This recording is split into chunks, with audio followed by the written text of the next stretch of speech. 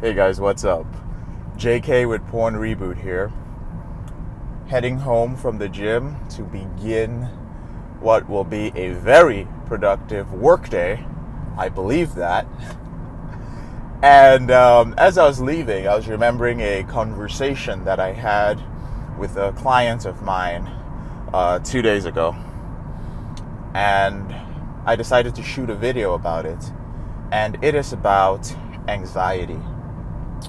One of the things I'm going to be doing quite a bit this year is breaking down the different roots, the different problems that are causing you to keep being dependent on porn.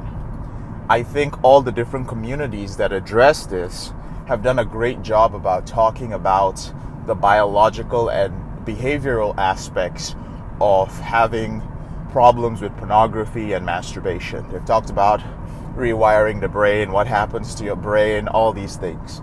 You should know that by now. You don't need to be on my channel to learn about that because there's so many people talking about it and their experiences. Today I'm going to be talking about one of the root causes of your porn addiction. And not only a root cause, but also a reason why you are unable to quit. And it's a big one. This one is anxiety. Anxiety is huge, and specifically anxiety around women, especially women that you are attracted to. Most men, when they're teenagers, when they're adolescents, and they get to a stage where, they find women attractive and you want to talk to them, maybe you want to date, have sex, be in a relationship, there's a certain amount of anxiety that many men experience. Some men less than others, but the vast majority who struggle with porn, without alcohol or drugs, they've always had this anxiety. The point I want to make here is that if you do not address your anxiety when it comes to speaking to and engaging with the women that you find attractive, over time, as you get older, 20s, 30s, 40s, it is going to follow you. And for those of my brothers who are over 30, those of my brothers who are in their late 30s and married, if you don't address it, you're fucked. You will never live it down. Never. It is going to follow you. I'm not talking about your financial success. I'm not talking about how it's going to affect your happiness or your contentment in life.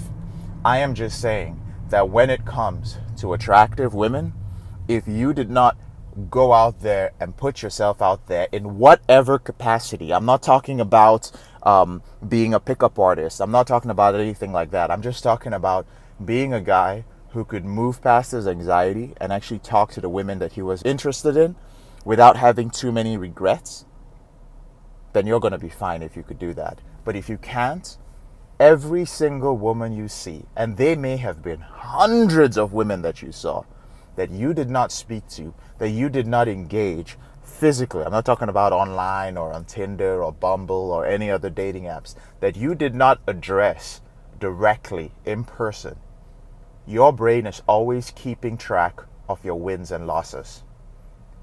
And you're just taking L's. You're taking losses each time. Your brain remembers that. It remembers that you've seen over 500 women since the age of 17 that you wanted to talk to, but you didn't.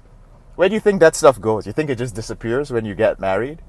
Or when you start dating the girl? The only girl who approached you is the one you're dating? No, you're not going to live it down. So, what can we do about this? Well, the first thing we have to realize is that many guys use that anxiety as an excuse for general anxiety. Yes, there are men who have an anxiety disorder, but then there are just a lot of men who escalated that anxiety and magnified that anxiety into something that's much bigger than it actually is. When we look at the root cause, it's anxiety around women. And you're seeing these women who are very attractive, you experience a lot of anxiety, you want to stop feeling the anxiety, and you want to put aside whatever shame or guilt you have for objectifying these women. So you go back and masturbate to that woman, or you find a woman in porn that looks similar to her. This stuff carries on. What you're doing over time is you are constantly medicating your anxiety with pornography and masturbation. My personal story is that I had a lot of anxiety around women. I had a lot of insecurities. I believe that I didn't have the looks that it took to date women. I believe that I wasn't in the right financial situation. And to a certain extent, that was true. I could have improved my looks. I definitely could have improved my financial situation and my ability to be social. I could have been a much more sociable man with a lot more ambition. But I wasn't working on these things. I had a lot of anxiety, and I medicated that anxiety with alcohol. So I would go to bars and clubs, and I would drink. And once my inhibitions were lowered, then I felt like God. Then I would talk to women. But of course, it wasn't the authentic me, so I never got any sort of results. When I did start getting results as I got a little bit older, there was always alcohol involved. I was always tipsy or inebriated when I was engaging with a woman or having sex with a woman. And through my recovery, I discovered that the anxiety I had experienced when I was 16 years old, 17 years old, was the anxiety that I was medicating when I was 22 and 23 years old. So I had to do something about it. And I want to tell all of you guys out there who are still dealing with anxiety around women that it may be one of the toughest things that you're ever going to have to do. Because by the very nature of intersexual dynamics, the very nature of men and women's relationships, there is going to be rejection. And you are going to have to be able to handle the rejection.